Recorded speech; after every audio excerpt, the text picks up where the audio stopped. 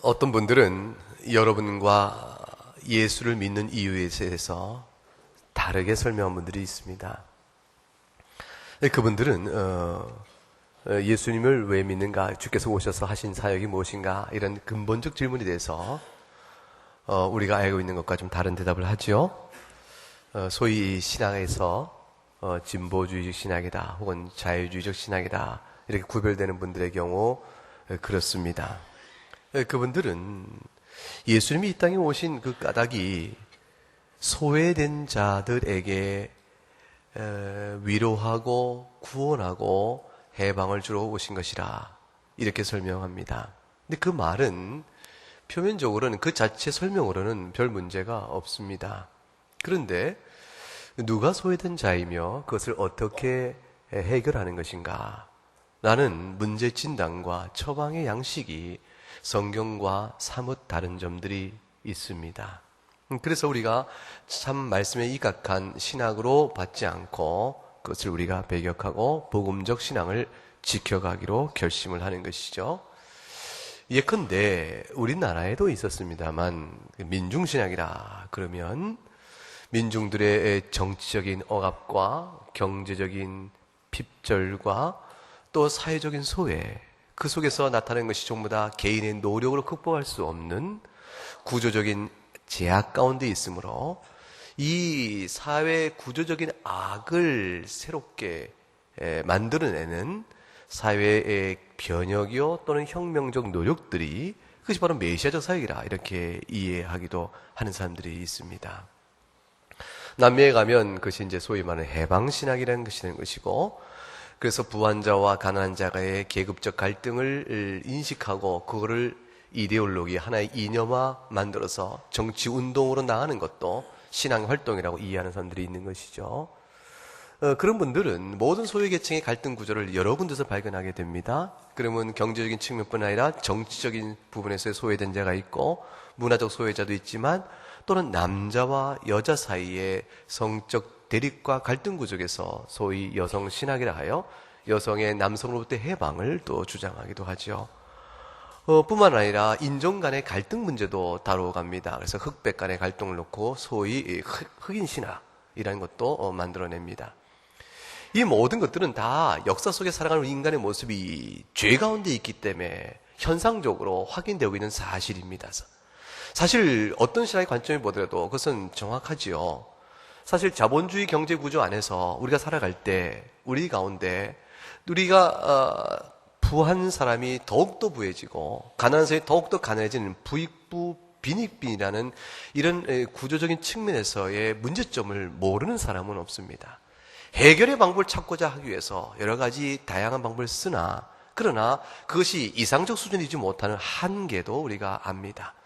그것을 객관적인 구조의 문제로만 다 책임을 돌릴 수 없다는 사실도 우리는 또 알죠. 왜냐하면 개개인의 삶에 대한 책임도 있기 때문에 그렇습니다. 결국 이것은 매우 복잡한 문제요, 단순한 원리로 풀어갈 수 있는 문제는 아닙니다. 역사 속에 인간이 죄 가운데 사회 구조를 이루고 정부 구조를 이루고 살아가기 때문에 우리 가운데는 숱한 죄의 양상들이 있고 그 슬픔을 낳고 고통을 낳고 비참한 아픔들이 있습니다.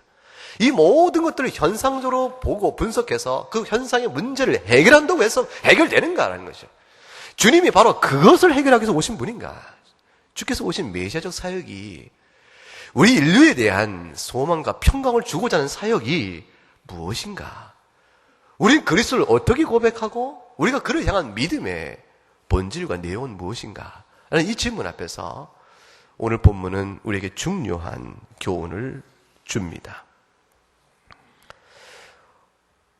오늘 본문 속에서 우리가 살고 있는, 우리가 살펴보길 원하는 메시아적 사역은 근본적으로 역사 속에 있는 죄의 현상들에 대한 관찰 자체를 없다는 것이 아니고 도대체 그것이 왜 발생된 것이며 어떻게 풀어가는 것인가에 대한 이 부분에 대한 성경적 교훈을 우리가 그리스도의 고백과 더불어서 사도의 교훈과 연결시켜 우리가 갖고 있는 중요한 관점은 이것입니다.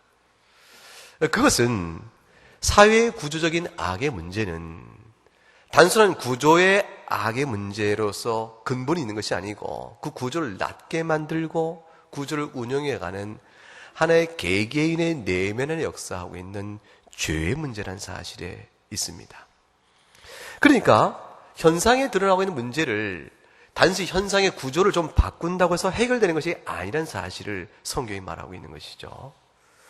그 일은 역사가 이미 증거했습니다. 얼마나 많은 정치 지도가 있었어요. 황제, 왕정 시대도 있었고 귀족들이 다스리는 봉건 시대도 있었고 심지어 근대에 오면 공산 제도도 있는 거 아닙니까? 정치적 공산주의나 또는 경제적 측면에서 사회주의 활동을 어떻게 하든가 그것은 근대적 실험이었지만 근대 역사 속에서의 모든 실험은 지금에 와서는 또 다른 문제예요. 그 안에 악이 있음을 여전히 우리가 보고 있는 사실입니다.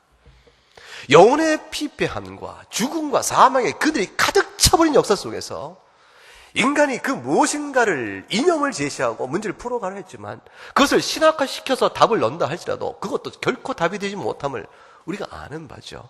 우리가 고백하는 메시아적 관점, 복음의 관점은 무엇일까? 그것은 우리의 개개인의 실존을 보게 되면 사도 바울의 이 고백부터 우리가 출발해 간다고 할 수가 있습니다. 로마서 7장 21절 23절에 사도 바울이 이렇게 말하죠. 한번 읽어보십시다. 그러므로 내가 한 법을 깨달았노니 곧 선을 행하기 원한 나에게 악이 함께 있는 것이로다. 내 속사람으로는 23절 내 지식 속에 한 다른 법이 내 마음의 법과 싸워 몸으로 나를 사로잡는 것을 보는도다. 우리가 보고 있는 인간의 문제는 사도 바울이 지금 보고 있는 바로 이 관찰에 있습니다. 하나님의 은혜로 성령의 조명하심을 받아 사도 바울의 영적 통찰과 깨달음이 있습니다. 이 믿음 안에 있는 지식이죠. 믿음이 있는 사람이 이제 보고 있는 이 세상의 실상은 믿음 바깥에 있는 사람이 보는 실상과는 근본이 다릅니다. 해석과 원리가 달라지기 시작했습니다. 그리스도 안에서 세상을 보게 되어지니까 이제 자기 자신도 세상의 일부요. 자기를 들여다보는 관점으로 세상을 보는 관점이 열어지기 시작합니다. 즉 구조와 개인의 문제가 결국 통일된 하나의 원리가 쓰는데 죄의 문제라는 통일된 원리 앞에 서 있는 것을 보게 되어집니다. 사회 구조적인 문제도 죄의 문제요. 개개인의 문제도 죄의 문제입니다. 지금 바울 사도가 말한 것처럼 우리의 마음속에 하나님의 법을 사랑하는 마음, 그것이 그리스도를 알기 이전의 사람이 자연적 양심에 따라 자기 마음을 찌르고 있는 하나님의 일반적인 역사가 있습니다. 근데 그대로 살지를 못하는 것이죠. 도덕적 부패와 타락과 정력과 죄에 질질질 끌려다니며 삽니다. 비참한 삶을 사는 것이죠. 죄의 법 아래로 질질질 끌려가는 것을 본다. 그러면 우리가 어찌 해야 되는 것인가? 이것을 우리가 해결할 수 있는 것인가? 죄의 양상을 스스로 해결할 수 있는 것인가? 24절 문제, 여기에 인간의 절망이 있죠. 오호라 나는 곤고한 사람이로다. 이 사망에면서 누가 나를 건져낼 것인가? 이 탄식을 여러분의 탄식으로 갖고 각각 자신의 문제로 하나님 앞에서 엎드리지 아니하면 예수 그리스도가 주시는 구원의 문제에 대한 관점을 바르게 가질 수가 없습니다. 인간의 자기 의란 문제, 인간 스스로의 역사에 대한 자신의 소망, 인간이 갖고 있는 모든 철학과 이념과 도덕적 교훈과 종교에 대한 소망을 그대로 갖고 있으면 절대로 이 고백을 갖지 못합니다. 나는 곤고한 사람이라. 나는 소망이 없는 사람입니다. 이 나는이란 개인의 문제를 넘어서 인류 전체를 일반화시키는 문제가 있죠. 인류 전체를 일반화해서 사람은 비참하다. 사람은 자신의 문제를 결코 해결하지 못한다. 여러분이 지금까지 많은 지식과 지금까지 사시는 인생 속에서 많은 경험이 있으시잖아요. 우리 가운데는, 이 회중 가운데는 교수님이 계시고 우리 가운데는 박사님도 계십니다. 그 많은 지식이 자신의 개인 문제와 개인 성장과 개인의 삶조차 통제력을 얼마나 갖습니까? 아무 무력한 떨어진 나뭇잎처럼 아무 힘없는 말라버린 나뭇잎처럼 비벼져 버린 것처럼 무력하지 않습니까? 스스로 자기의 자존을 지키고 아무리 중심을 지켜 살려도 그러나 자기가 볼 때 자기가 달래고 있는 것이 남이 보면 한계가 뚜렷한 죄인의 삶을 살 따름입니다. 하나님 보실 때는 어떠하시겠습니까? 인간은 절망에서 헤어나질 못합니다. 이 절망이라는 문제 진단 앞에서 바울이 찾은 답은 이것 하나입니다. 7장 25절 전반절 같이 읽어보죠. 우리 주 예수 그리스도로 말미암아 하나님께 감사하리로다. 우리 주 예수 그리스도만이 답이라. 여러분도 이것을 여러분의 답으로 찾습니까? 여러분 이것을 여러분의 답으로 찾을 때라야 여러분에게 참된 희망이 있고 소망이 있고 위로가 있을 수 있습니다. 예수 믿는 사람은 뭐 잘났다고 그러는가 얘기할 수 있죠. 답을 찾았다고 그러는데 그럼 자신들이 죄에서 우리가 뭐가 다른가? 그렇게 말하면 사실 내놓고 보면 예수 믿는 사람 평균적으로 볼 때 그렇게 달라 보이지 않다는 것도 인정을 우리가 할 수 있습니다. 부끄러운 일이죠. 속상한 일입니다. 안타깝습니다. 그렇지만 인정을 해보십시다.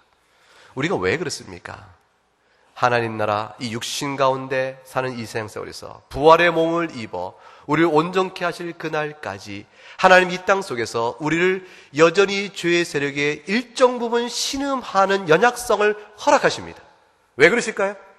단숨에 우리를 바꿔버리지 않으시고 단숨에 바꾸는 인격의 경로와 절차와 연단과 과정을 거쳐서 우리를 하여금 죄의 문제의 심각성을 알게 하시고 자신이 얼마나 죄 앞에 무력한지를 알게 하시고 우리를 낮추시고 낮추셔서 하나님만이 의요 힘이요 소망임을 우리하고 고백하게 하십니다. 그것이 우리 가운데 있는 연약성의 모든 모습들이에요. 7장 25절 하반절에 내 자신이 마음으로는 하나의 법을 사랑하고 섬기지만 육신 가운데는 죄의 법을 섬기는 흔적이 있음으로 인해서 갈등합니다.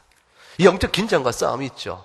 이것은 성령의 역사의 무력성이 아니고 이 모든 사실로 인하여 성령을 추구하며 그리스도만을 붙들게 하며 우리를 거룩으로 이끌어 가시는 하나님이 우리 자신을 사용하시는 지혜로운 방편의 모습입니다. 여러분 안에 남겨있는 연약성 때문에 육체의 연약성 때문에 질병과 고통할 때 우리의 수고와 땀과 노력에도 불구하고 이루지 못한 결과 때문에 우리가 절망할 때 도덕의 다스림이 여의치 않을 때 이 모든 것들은 결국 우리로 하여금 하나님이 옳습니다 라는 사실을 알게 하시는 우리를 이끌어 가시고 다스려 가시는 하나님의 방편이시죠. 이것이 답입니다.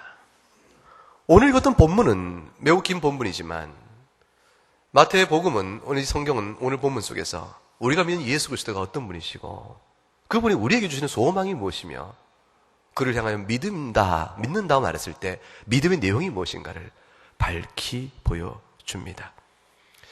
우리는 오늘 본문에 이르기까지 우리는 세 가지 광야 시험에서 예수님의 시험 사건을 살펴봤습니다. 예수님의 광야 시험 사건은 우리에게 죄의 실상이 무엇인가를 뚜렷하고 분명하게 말씀해 줍니다. 사람의 본분이요 목적이 어디에 있는가를 확고히 보여주셨습니다. 그것은 단순한 사람의 도리를 말해주는 객관적 교훈이 아니라 자신이 우리와 같이 되심으로 인해서 중보자로서 우리를 구원하실 조건과 자격을 만천하에 드러내신 그런 시험의 성격입니다. 사람이 떡으로만 살 것이 아니요 오직 하나님의 입으로부터 나오는 말씀에 산다라는 말씀은 세상의 문제의 해결은 보는 것에 있지 않다는 것을 말하는 것이죠. 세상 일을 좀 바꿔본다고 해서 결국 거기 생명이 있지 않다. 생명은 하나님의 말씀에 있다. 하나님의 말씀을 믿고 따르고 순종한다는 것은 하나님에게 대한 절대적 신뢰를 뜻하는 것이지 하나님의 신뢰 없이 그 말씀을 놓고 말씀이 이러하니 한번 해봄으로 신뢰를 결정하겠다는 것이 아닙니다. 즉 하나님에 대한 믿음을 바탕 위에서 하나님에 대한 신뢰의 기준 위에서 그의 말씀의 순종의 내용을 구체화시켜가는 것입니다. 하나님의 말씀은 말씀대로 놓고 그 말씀을 따져보면서 동의를 얻어서 하나님께 신뢰를 구해보겠다. 믿을 만한 거 따져보겠다. 이렇게 하나님을 믿는 것이 아니죠. 왜 많은 사람이 지식이 있다는 사람들이 주 앞에 엎드리질 못합니까? 자신을 설득시키라는 배짱 때문에 그렇죠. 교만 중에 교만입니다. 사람이 뇌가 얼마나 큽니까? 자기 주먹보다 얼마나 더 큽니까? 그 뇌 안에서 사용 부분이 얼마나 됩니까? 약간의 전기작용을 통해서 하나님 주신 특별한 창조의 원리 때문에 생각할 줄 아는 능력을 주시니까 그걸 가지고 하나님을 향해서 동의하지 못하고 설득하지 당하지 못 내가 당신 못 먹겠다 그리고 자신의 신앙의 태도를 이렇게 갖춰가죠. 성경은 교만하다 말합니다. 생각해 보세요. 하나님과 피조물의 신앙적 관계란 기본적으로 피조물이 하나님이 내 앞에 와 모든 설명을 낱낱이 놓을 때 그러하니 알겠소 받아주는 것이 아닙니다. 우리의 피조물됨과 자기 실존을 정확하게 인정하고 그리고 겸손히 인정하고 높고 높으신 하나님이요 크고 크신 하나님이요 만입이 있어 다 말할 수 없는 하나님의 영광의 모습, 감당할 수 없는 하나님의 모습, 하나님의 뒷자락도 제대로 보면 죽을 수밖에 없는 인간의 그 작고 낮음, 그걸 인정하고 영원부터 계신 하나님의 그 묵상해 보면서 티끌 같은 존재됨, 한 뼘 같은 존재, 한 숨결 같은 존재에 불과하다는 인간의 실존을 고백하면서 하나님 앞에 엎드릴 때 주여 주가 옳습니다. 제가 헤아릴 수 없으나 절대적 지혜와 권능 앞에 엎드리는 것이 믿음입니다. 그러고 나면 하나님의 뜻들이 마음속에 열어지게 되고 깨달음이 들어오게 되어지면서 이제 주 안에서 살아가는 피조물의 행복을 알아가게 됩니다.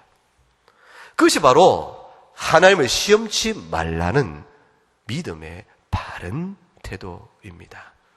그런 사람은 세상살이를 같이 해나가도 세상을 보는 눈이 달라져서 세상의 겉표면의 영광에 속지 않습니다. 세상의 영광이 제 아무리 영화롭다 하더라도 그 영광의 모든 바탕 속에 흐르고 있는 죄와 피의 모습을 알기 때문에 그렇죠. 역사의 문화적 유적이라는 크고 놀라운 모든 건축 구조물 속에는 그 바닥에는 피가 흐르고 있잖아요. 눈물과 슬픔이 있잖아요. 얼마나 많은 사람들의 눈물과 슬픔과 피가 흘러서 거대한 구조적 건축물을 만들어냅니까?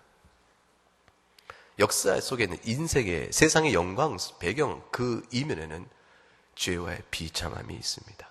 마귀는 그걸 다 가리운 채 세상의 영광을 보여주고 이걸 취하라고 말했습니다. 그리스도의 왕권은 죄의 문제를 제쳐놓은 세상의 겉표지에 있는 영광을 누리는 왕권이 아닙니다. 그리스도의 나라는 죄의 문제를 다스려가는 나라입니다.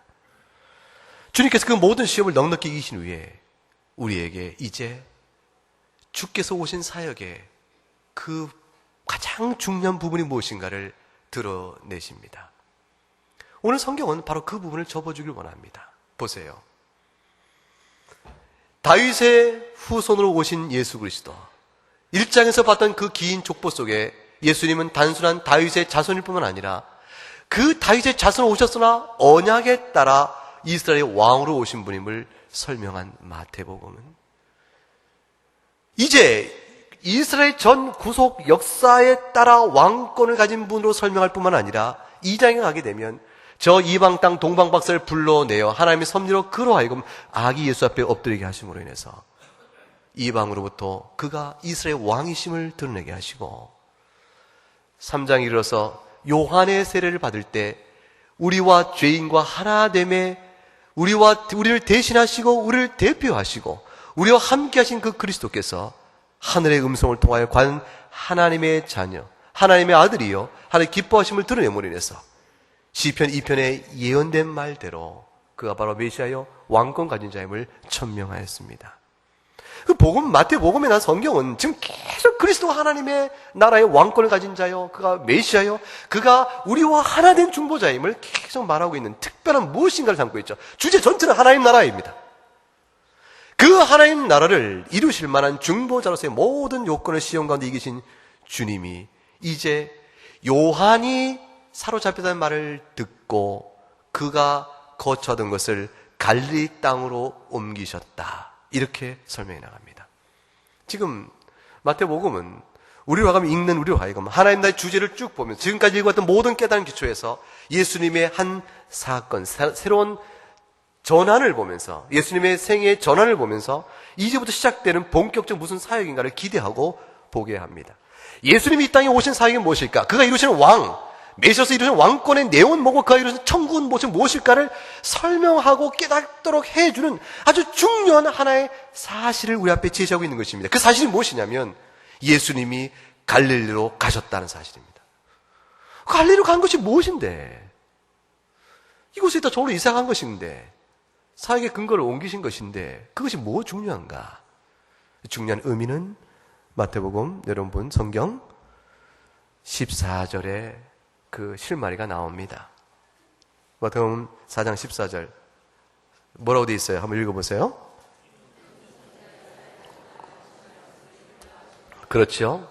주님이 갈릴리로 가시다라는 말씀 속에는 이제 주께서 공적으로 드러내시는 중요한 사역의 성격을 마태복음을 쓴 마태는 성령의 인도함에 따라 이제 우리에게 말해주려 합니다.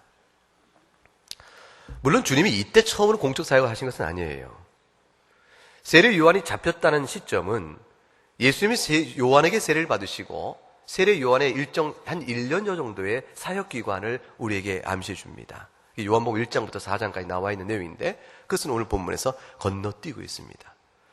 지금 우리에서 예수님이 갈릴리로 가셨다. 이건 이사야 선지의 예언을 성취하신 것이라. 그러므로 예수님의 앞으로의 모든 사역은 이사야 예언의 이 갈릴리와 맞물려 있는 이 예언의 성취를 해석함으로 주를 바라볼 것이라. 그것이죠. 예수님이 어떤 일을 하든지 그 일은 바로 이사야 예언의 성취를 말미암아 이루어진 것이니 주께서 하신 일이 무엇인가를 알고자 하는 자는 이사야를 읽을 것이라. 그것을 말해주고 있는 것이죠. 이사야서 9장입니다. 이사야서 9장 1절과 2절의 말씀의 내용의 성취였습니다. 한번 읽어보십시다. 전에 고통받던 자들에게는 흑암이 없으리로다. 옛적에는 여호와께서 스불론 땅과 납달리 땅이 멸시를 당하게 하셨더니 후에는 해변길과 요단 저쪽 이방의 갈릴리를 영화롭게 하셨느니라. 흑암에 행하던 백성이 큰 빛을 보고 사망의 그늘진 땅에 이 빛이 도다. 여러분, 이것은 단순하게 예수님께서 갈릴리 땅으로 가신 것이 아님을 암시해 줍니다. 스불론 땅과 납달리 땅이 멸시를 당했다. 멸시를 당한 땅으로 가신 것이죠. 해변과 요단 저편의 이방의 갈릴리, 얼마나 많은 이방인들이 와서 살았는지 이방의 갈릴리라고 불렸던 그곳으로 주께서 찾아가신 것입니다. 그 1절에 나와 있는 지명들은 멸시를 당한 것이요 이방적 성격이 있다고 말했는데 그것이 갖고 있는 영적 성격이 2절에 뭐라고 되어 있습니까? 흑암이라, 사망의 그늘이라. 이곳 땅들은 하나님께서 이스라엘 백성이 언약을 버리고 죄 가운데 있을 때 하나님이 이스라엘 백성을 돌이키기 위하여 하나님이 매질을 하실 때, 심판하실 때 가장 극심한 심판을 받았던 바로 그 지역들의 대명사입니다. 그러니까 이 지역들은 결국 어떤 의미가 있죠? 하나님의 심판을 받아 환난과 고통과 눈물과 슬픔 가운데 있는 바로 그곳. 따라서 그 장소일 뿐 아니라 그 같은 영적 상태를 암시해 줍니다. 이스라엘 말을 안 들으면 하나님이 어떻게 하셨어요? 저 북에 있는 아수르나 바벨론이나 그렇죠? 아람 사람들이나 하다못해 모압과 암몬까지 들어서 전쟁을 일으켜서 이스라엘을 침공해 오잖아요. 이 지역들은 전부 변방에서 그 침공을 1차적으로 받던 지역들이었습니다. 하나님께서 죄로 인하여 멸망 가운데 있는 그곳에, 따라서 사망의 그늘이여 흑암에 있던 그곳에 큰 빛을 비추셨다. 그 빛을 비추신 그 이사야 9장의 이 예언을 이루려 주께서, 우리 주 예수께서 갈릴리로 가셨다. 요한이 사로잡혔던 소식을 듣고 글로 옮기셨다.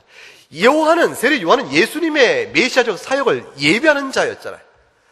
천국이 하나님께 보내시는 전무후무한 여호와의 영광의 도래요, 그를 통하 이루어질 구원의 놀라운 사역을 미리 예비했던 요한이 사로잡혀서 감옥에 가니까 이제 그의 사역이 끝난 것이죠. 주께서 이제 본격적으로 자신의 한 사역들을 설명합니다. 마태는 우리에게 말합니다. 주님의 사역은 하나님의 심판의 자리 속에 큰 빛을 비추는 사역이라. 죽음의 멸망의 자리 속에 생명의 빛을 비추는 사역이라. 누가 이 일을 어떻게 감당합니까? 마태복음 1장에 2장에 쭉 오는 동안 예수님 출생 관련해서 우리는 특별한 걸 보죠. 보라, 처녀가 아들을 낳을지니 그 이름을 무엇이라 하라? 예수라 하라. 하나님이 우리와 함께 하시니 곧 임마누엘이라. 이사야 7장이 예수님 출생 관련해서 인용돼서 우리는 앞에서 보았습니다. 여러분, 누가 이 일을 감당하죠? 아주 존귀한 분, 말할 수 없이 존귀한 분, 우리의 상상과 지각과 이성적 범위를 뛰어넘는 하늘의 하나님께서 사람으로 오신 바로 그분, 처녀의 몸을 빌어서 오실 바로 그분, 그 이름은 임마누엘이니 하나님과 원수된 우리를 하나님과 함께 해주시는 중보자. 그래서 그의 이름이 우리와 함께 하시는 하나님이라 일컬음을 받는 임마누엘, 바로 그분. 이분에 대해서 이사야 9장이 이렇게 얘기합니다.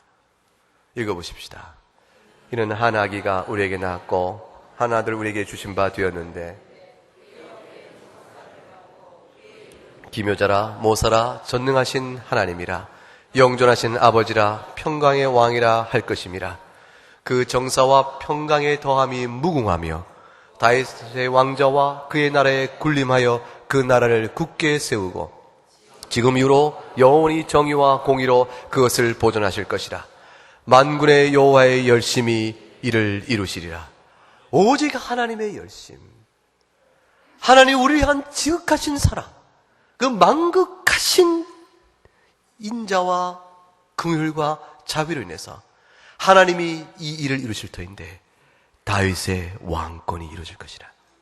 이 다윗의 왕권은 정의와 공의를 실현하는 것인데 6절 그 앞으로 다시 넘어가면 그 분의 실상은 매우 특별하셔서 아기로 오시지만 기묘자여 매우 신비로운 분이요 모든 지혜를 갖고 계신 모사요 그가 바로 전능하신 하나님이시라. 이 고백 앞에서 그냥 기절을 해버리는 겁니다. 이럴 수가 있는가? 이럴 수가 있는가? 그가 영원히 계신 아버지시여 죄 가운데 비참한 결과로 상실해버린 그 아픔, 그것을 회복시켜 주시니 샬롬이죠, 안식이죠, 화평이죠, 평화죠, 평강의 왕이라 할 것이라. 주님이 마태복음에서 이 성경을 통해서 우리에게 보이고 있는 것은 주께서 갈릴리 땅으로 가셨다, 스불 땅과 납달리 땅으로 가셨다, 가버나움에서 사역의 본거지를 잡으셨다. 그것을 행하시는 모든 사역은 바로 죽음에서 생명으로, 사망의 그늘에서 생명의 자리로 우리를 옮기시기 위한 바로 그 일이셨다. 천국의 약속이죠. 이것은 매우 영적입니다. 이것은 눈에 보이는 몇 가지 일들에 대한 빵으로 해결되는 문제가 아닙니다. 하나님 앞에서 영으로 하는 것이죠. 주께서 4장 17절에, 마태복음 4장 17절에 주신 메시지가 무엇입니까? 읽어보십시다. 회개하라, 천국이 가까웠느니라. 사실이하기 때문에 주께서 우리에게 주신 메시지는 회개하라, 천국이 가까웠느니라. 이 천국은 주께서 재림하심으로 완성이 될 것입니다. 그러나 이 천국은 이미 시작되어졌고 이미 우리 가운데 실현되었으니 주께서 십자가에 죽으시고 부활하셔 승천하셨기 때문입니다. 이 일을 이루어 오신 주님은 목전에 자신의 영원한 대우주적인 놀라운 구원 사역을 앞에 두시고 주께서 말씀하시기를 천국이 가까웠다. 그러므로 이제 주 앞에 나오는 모든 자마다 구원을 받을 것인데, 이제 주께서 말씀하시는 내가 모든 일을 다 이루되 이 놀라운 천국의 은혜의 복을 받을 자에게 말씀하신 한 가지 요건과 인격적 반응은 무엇입니까? 그 반응의 요구는 무엇입니까? 회개죠. 회개입니다. 여러분의 신앙 가운데 회개는 살아있는 신앙 활동입니까? 아니면 죽었습니까? 여러분이 주의 말씀 앞에 정직하게 부딪힙니까? 하나님의 말씀을 흘려버리십니까? 여러분이 처음 예수를 믿는다고 고백했을 때, 죄 용서를 구하고 그 왔을 때 여러분의 죄의 고백은 대부분 피상적일 것입니다. 대부분 피상적이죠. 몇 가지 잘못한 사실에 대한 기억들, 몇 가지 실수를 범했던 것들, 마음이 아팠던 것들, 예수 믿지 않는 사람들도 누구나 다 아는 정도의 가볍고도 피상적인 그런 과실 몇 개를 놓고 주님 회개합니다 말하며 주를 영접했을 것입니다. 그러나 주님이 회개하라 말씀하실 때 이 회개는 우리의 영혼의 근본을 보길 원하십니다. 그 이후로 여러분의 회개의 깊이와 넓이와 높이가 얼만큼 자라가며 확장돼 갑니까? 그런 만큼 그리스도의 은혜의 넓이와 깊이와 높이는 무한히 커가는 것입니다. 예수님 믿고 살아가는 일이, 신앙생활이 왜 건조하죠?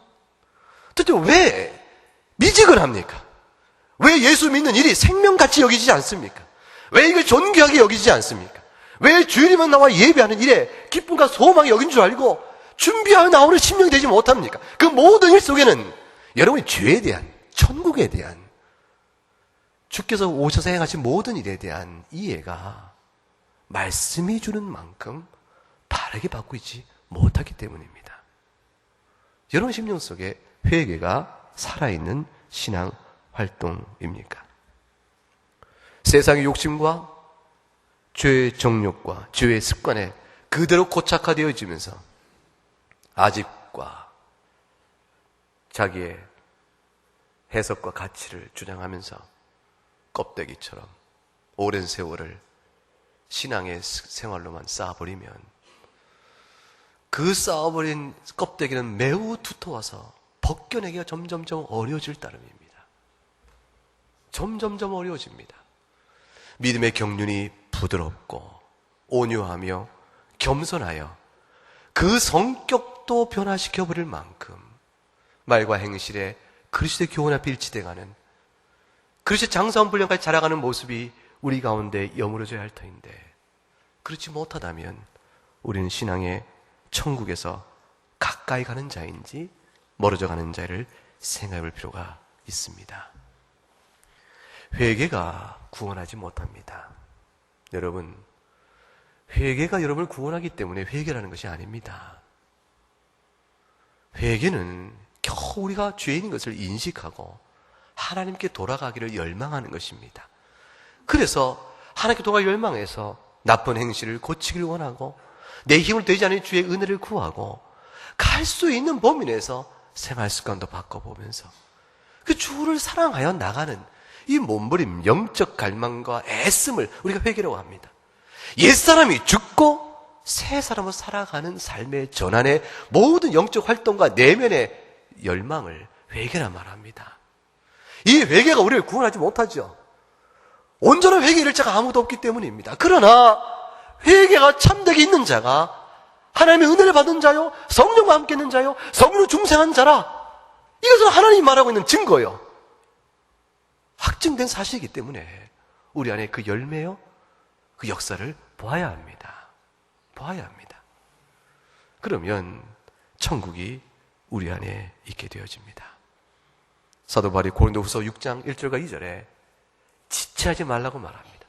지금이라고 말합니다. 하나님의 은혜를 부어주시면서 은혜를 부어줄 자를 찾고 있으니 구원의 날에 내가 너를 도울 것이요 지금이야말로 은혜를 받을 만한 때요 구원의 날이니 어느 때라도 말씀 앞에 정직하게 부딪혀서 은혜를 구하는 겸손하게 주 그리스도 앞에 입 맞추는 믿음의 태도가 있어야 합니다. 사도 바울이 고린도후서 6장에서 하신 말씀은 이것이 이사에서 인용의 말씀인 걸 여러분 아십니까? 이사 19장 8절의 말씀이죠. 이스라엘 백성에게 구원의 약속을 베푸시고 회개하라 말씀하십니다. 내가 너를 도울 것이라 말씀하십니다. 어떻게 그렇게 하실까요? 6절에 나의 종을 일으키실 것이라. 그 내 종을 통해서 이스라엘 남은 자들을 돌이켜 내가 모을 것이요. 그러므로 그 이스라엘 언약 백성뿐 아니라 이방 전체의 이방 빛으로 삼아서 구원을 땅 끝까지 이르게 할 것이라. 이 약속의 말씀을 주께서 이루십니까? 안 이루십니까? 이미 이루셨기 때문에 여러분이 오늘 생명을 갖고 있는 것입니다. 하나님께서 예수 그리스도의 은혜로 말미암아 구원을 베풀어 땅 끝까지 이르게 하시니 우리에게까지도 감히 복음이 미쳐짐으로 인해서 우리가 주를 이름을 부르는 자요, 이방의 빛을 본 자요, 삶의 그늘에 있으나 생명의 빛을 본 자로서 회개하라 천국에 가겠다는 말씀 앞에 주여 올소이다. 우리가 회개하여 주 앞에 나가나이다. 우리로서는 감당할 수 없는 죄의 부패한 모습을 우리가 보나이다. 모든 것을 다 쓰레기요 배설물로 여기고 그리스도만을 참된 진리로 붙드는 믿음의 고백을 우리가 갖게 된 것이죠. 그것이 그리스도의 왕권적 통치가 임하는 천국이 그곳에 있습니다. 오늘 본문 속에 끝에 보면 마태복음 23장 25절에 4장 23절 25절에 주께서 온 갈릴리를 두 다니셨다고 되어 있습니다. 죽음의 땅, 사망의 그늘 땅을 다 다니십니다. 피곤한 걸음, 마른 땅도 걸으시고 배도 굶주리시나 참으시고 노고를 아끼지 않고 육신의 고난을 다 짊어지시고 다니시면서 하신 일이 뭡니까? 천국의 복음입니다. 내가 모든 것을 이루노니 모든 죄성 은총이를 여노니 회개하고 주를 믿으라. 그런 적에 사합니다. 이 모든 복음의 증거를 주께서 확정하셨으니 병들고 약한 것, 각종 병에 걸린 자들, 고통당한 자들, 귀신 들린 자들, 간질한 중병들 다 주께서 육신의 질병을 고쳐주십니다. 정신의 병을 고쳐주십니다. 이 모든 것들은 천국 복음의 말씀이 진실된 것임을 그들에게 확증시키시고 구약에 예언된 바대로 자신이 바로 참된 메시아요 하나님 나라의 도래의 자신이 왕임을 보여주시는 역사이지요. 예수님께서 우리 영혼을 구원하러 이 땅에 오셨습니다. 우리가 믿는 주님은 이 땅의 빵 문제 그것 자체를 해결하고 오신 분이 아니죠. 오병이어의 기적을 베푸셨으나 그냥 오병이어를 때문에 왕되심을 원치 않으신 주님이십니다. 우리 육신의 삶에 필요를 하시기 때문에 우리의 질병도 치유해 주기도 하시고 생업을 놓고 기도할 때 생업을 돕기도 하시고 우리가 참으로 절망 중에 우리의 실수와 우리의 과오로 생활이 엉클어졌을 때 그걸 수습해가는 은혜도 베푸시고 육신의 삶도 주님이 도우시지만 그러나 주님은 더 깊은 곳을 보기를 원하십니다. 여러분의 가정의 문제, 여러분의 개인의 모든 문제를 통해서 그리스도를 바로 보셔야 합니다. 죄를 보시고 하나님의 은혜를 보시고 용서를 보시고 회개의 자리에 나와 모든 문제를 주 앞에 내어놓고 새로운 새 백성의 새 사람의 삶을 살아가야 합니다. 이것을 가리켜서 사람을 낚는 사역이라 말씀하십니다. 4장 19절에 주께서 사도를 부르시죠. 마태복음 4장 19절에 나를 따라오라. 그 다음에 내가 너를 어떤 어부로? 사람을 낚는 어부가 되게 하리라 하셨습니다. 영혼을 구원해 내시는 것입니다. 사도들을 불러 사람을 낚는 어부가 되도록 만드신 주님께서 결국은 모든 교회에 사도도 기초를 놓게 하시고 교회를 이어서 오늘에까지 사람을 낚는 어부요 그들의 손길을 통해 우리 영혼이 새로 건진을 받고 우리를 통하여 또한 사람을 낚는 어부의 구령의 사역을 주오실 때까지 계속해서 이어져 가게 합니다. 이것이 주께서 행하신 모든 일에 대한 요약입니다. 믿으십니까? 여러분의 구주로 예수님을 영접하십니까? 여러분의 신앙 속에 회개가 살아있는 신앙의 활동일 수 있기를 주의 이름으로 축복합니다. 찬송하겠습니다. 272장